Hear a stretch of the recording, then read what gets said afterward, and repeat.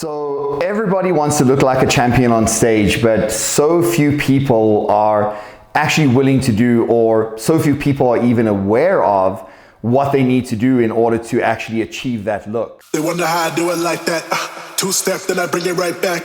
No scarf, got ice on the neck. 7-foot flex on the checks on deck.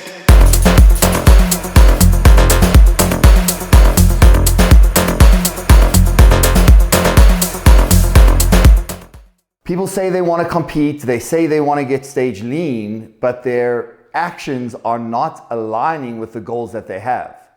So let's use this video to set the record straight. If you are not willing to do everything that I'm about to list, then you're not in contest prep. You are just dieting under delusion. Number one, 100% nutritional adherence. This means no bites, tastes, nibbles that are untracked. This means no off-plan meals that are not given to you by your coach. This means that every single thing that you are putting in your mouth needs to be tracked and needs to be accounted for.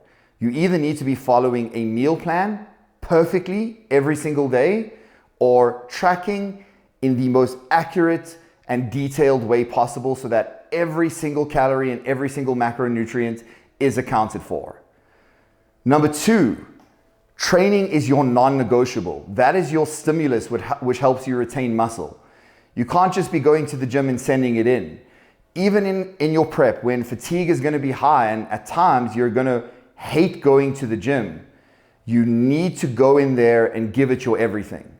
Is progressive overload always going to be possible? No, but we still want to be shooting for it, because that is the way, especially for you natural athletes out there, that is the way through which you're going to be maintaining your muscle and, to a certain extent, maintaining your metabolic function. Number three, cardio needs to be exactly as prescribed. If you're working on minutes per day with a certain intensity level and a certain modality, your coach is giving you that for a reason. Stick to it.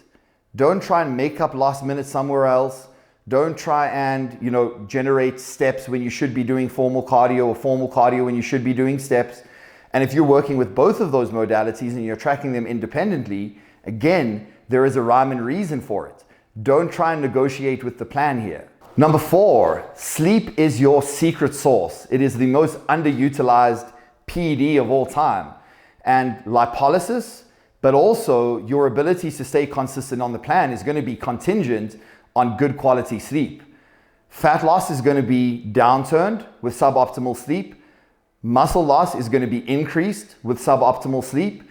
And cravings and hunger are going to go through the roof if you are not sleeping adequately. So a very bare minimum of 6 hours per night, with the optimal range more being between that 7 and 9 hour space. Check-ins need to be more precise than ever. On time, every single week, with the greatest amounts of detail and clarity that you can give your coach on what you're experiencing, what you're feeling, and what you're going through. You need to be sending them at the same time, under the same lighting conditions, in the same setting each and every time, or your coach is not going to be able to pick out those finer details that are changing. Mental toughness. We often hear this in relation to bodybuilding, but this is a time that you are going to feel tired and fatigued and stressed and irritable and hungry. And this is a part of the process, and you need to be able to embrace that and push through it. We talk about sustainability in this process, but contest prep has nothing to do with sustainability. Contest prep is not sustainable by very definition.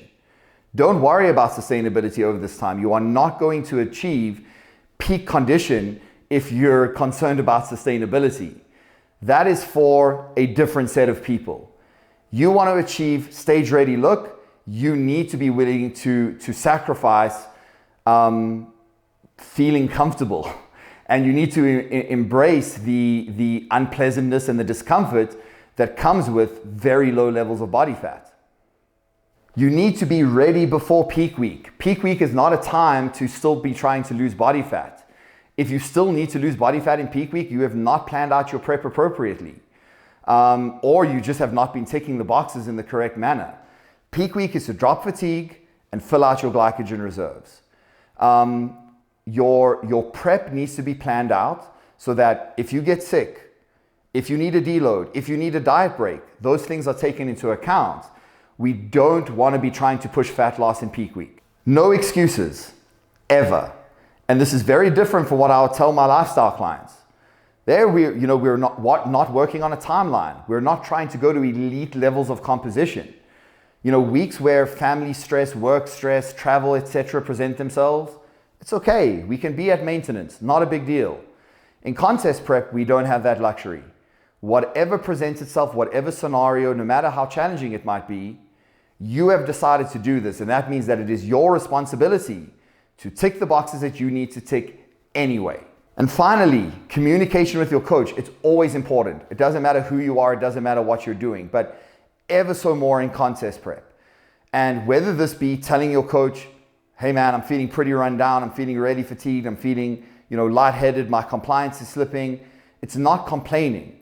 It's telling your coach what your experience is. And what your experience is may dictate what the plan looks like. Communicate open and honestly. So now you've got a choice. You can double down and really commit to contest prep, or you can bow out of the race, because this is damn well not for everyone. But don't tell people you're in prep if you're still trying to negotiate with the plan. Now, if this resonated with you, if this hit home, please drop a like and comment all in the comments, and share this with a friend that needed to hear this today.